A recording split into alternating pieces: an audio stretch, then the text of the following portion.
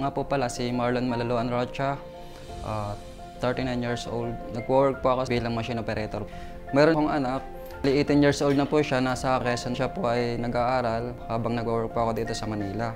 Pinapadalan ko po siya ng pera para sa kanyang pong allowance expenses po sa pang-araw-araw po. Magbe-birthday na po siya, naisip ko po na mas maganda po yatang ibigay ko sa kanya cellphone. And then nung time po na yun, naisip kong credit. Kaya po, nag-try po akong tumawag sa kanila and then na-approve naman po ako. Nung pagbigay ko po ng cellphone sa kanya, ginamit niya po agad. And then ipinatong lang po sa table, bigla pong natumba. Nagka-problem na po yung sound niya and then hindi na po siya mag-charge. Nanghihinayang po ako sobra. Ako po si Victoria R. Cruz, 45 taong gulang.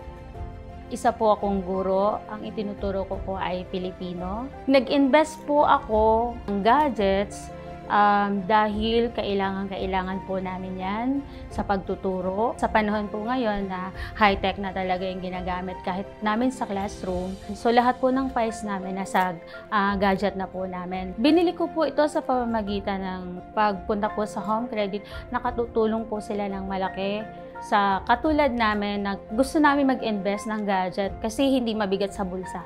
Hindi ka magbabagsak ng ganitong kahalaga ng biglaan. So hindi mo namamalayan, mayroon ka na pala magandang gadgets na nabayaran mo na pala in a certain period of time. Pero yung gadgets ko po, iningatan ko na talaga yun ng todo pero nasira pa rin yung pinaka-cover niya. Umangat yung certain part. Hindi ko alam kung naipit one time or nabangga minsan. Hi, I am Maria Leonor de Vera. 27 years old, station head ng gasoline station. Bilang nanay, medyo mahirap din kasi hindi lahat ng gastos is afford mo. May mga time na hindi siya magkakasya, minsan naman sakto lang, nahati-hati like sa bills, sa milk ng anak mo, sa other expenses, sa transpo. So, kailangan mo talaga na mag-ipo. Medyo nakasurvive naman kami.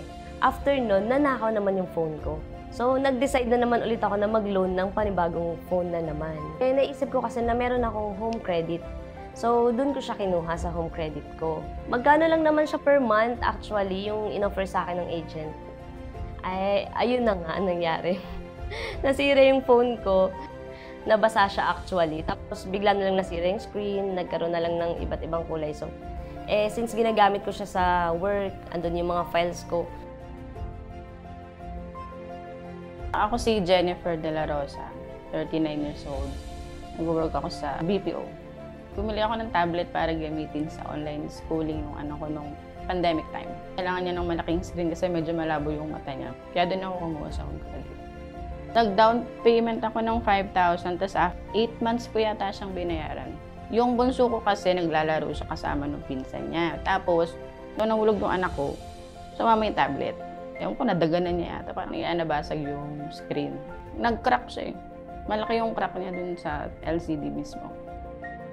Hindi pa ako makampante, hindi ako mapakali kasi paano ko naman to babayaran kung sirade naman? Grabe yung kaba ko. Paano ko magtatrabaho ng maayos? Anong gagamitin kong gadgets? Saan ba kukuha ng ganyan, ng pambili ng phone na medyo maganda? Siyempre, madadown ka na. Mga kailangan mong account nandun. Na pampagawa. Kasi medyo malaki din iba-iba gas dun eh.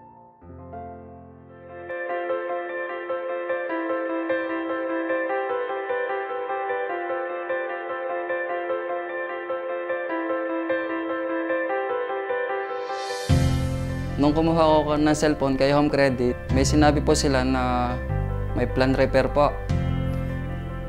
Kay Boltec daw po yon. In case po na magka-problem, tatawag daw po agad kay Boltec. In-inform naman nila ako na just in case ma'am na magka-problem yung gadgets mo, pwede kang tumawag sa ganitong contact number or mag-inquire through email. So, yun po ang ginawa ko. Nag-wait lang ako ng call ni Boltec.